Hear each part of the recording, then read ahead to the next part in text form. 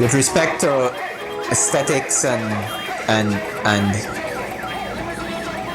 environmental concerns, I guess, seeing it there, it fades into the background very quickly. I don't see any huge merit to it in aesthetic terms.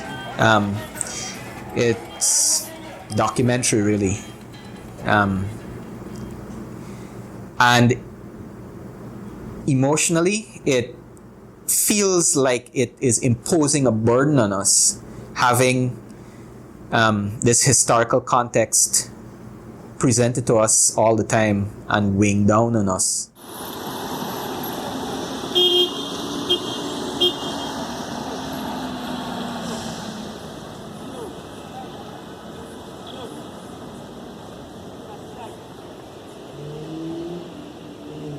But Queen Victoria was born on the 24th of May, 1819. And she ascended to the throne in 1837 when she was only 18 years old. And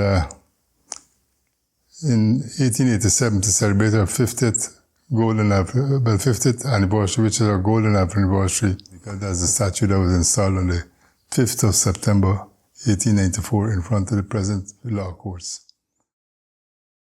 Then in 1953, on the 9th of October, our British government suspended our constitution, and we had an interim government after 133 days. That's when people like Cheddi and Martin Carter and those guys were all jailed, Rory Westmore amongst others, locked up in the prison in Camp Street. But in 1954, on Empire Day, which was the 24th of May, 1954, the PPP, I would think, if I had a cast suspicion, it would be they who blew up the statue, dynamited it, and the Queen lost her head and an arm, and left hand with the golden arbanet, and lost her head. That was in 1954. I remember distinctly hearing this loud sound. I wonder what the hell it was. And of course, as a youngster of 11 years old, on my bicycle, shot around, played the police card out there. I could understand the feeling if you are keen on our history and you read Martin Carter's poems of resistance. You see the mood of the country at the time, and so I don't think I was smart enough at the time or savvy enough to form an opinion, but I do know the fracas that took place, because the city was being patrolled and the country areas patrolled by members of the British Army, when the Royal Fusiliers, then the Scottish Highlanders, and all these soldiers were just up and down the country, you know. So there's a certain amount of resentment.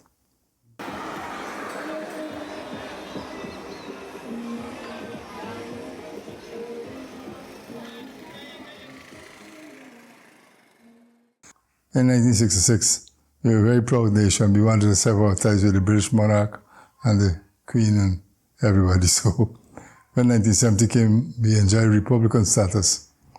And one of the first things that happened was that the government of the day decided to remove the statue from in front of the law courts.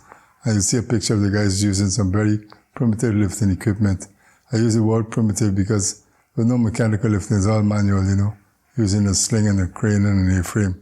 And I think during that process is when she lost her arm again, because she was very unceremoniously dumped at the back of the Botanic Gardens, where she lay for almost 20 years.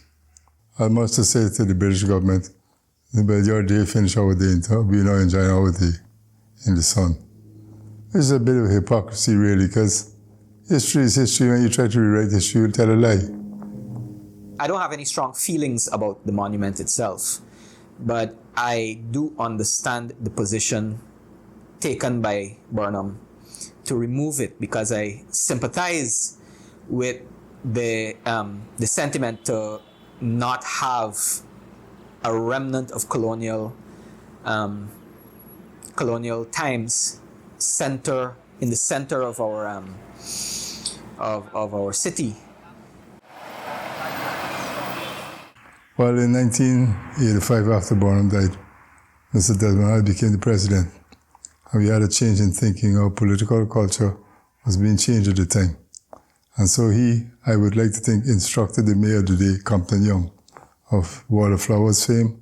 Compton Young reinstated the statue, had it removed from the back of the Botanic Gardens, and placed in the city engineers compound.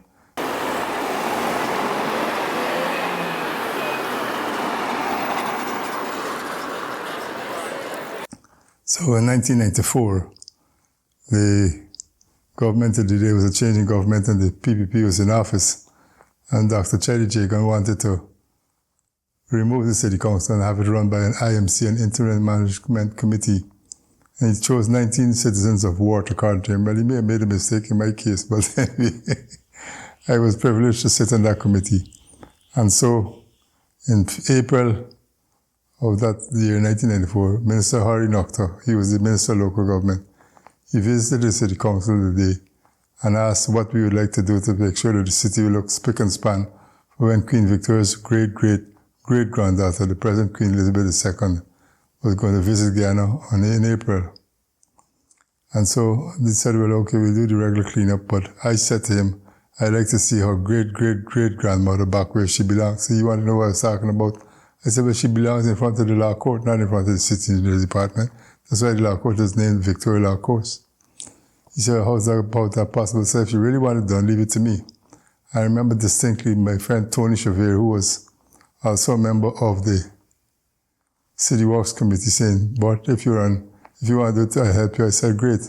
So myself, himself, Bish Pandey, and Andy Moore, we were the 4 members who formed the City Works Committee of the day. We went to John Finance, hijacked a crane, some rope slings, and started moving them over at 10 o'clock in the morning of the Friday. The Queen arrived in the Monday. My heart was in my hand. I had more appropriate in my mouth because I was afraid that because the statue was so frail and it had so much accidents in the past that something may go wrong. I remember distinctly seeing this old Indian man standing by the gate of the city engineering compound, looking at us going. I said, boss, how are you doing? He said, you're looking at it, looking at it. I said, frightened. He said, why are you frightened, man? I said, frightened I break something. He said, man, don't worry, man. Look. He said, Chetty Bucky and Bonner Bucky knows you broke something else you worry about, man. I remember that. Anyway, graciously, we were able to get it back to the city in front of the law courts on a much significantly reduced pedestal.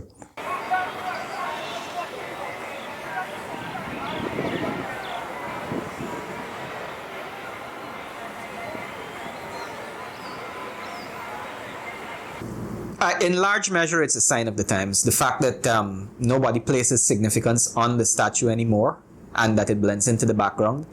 The problem is that we lose a lot of our historical context with just emigration. A lot of the older people are moving on. They're passing away. They're going to other countries. There are very few people who actually have that institutional knowledge, and a lot of the times you don't know what you don't know unless somebody says, hey, you don't know this.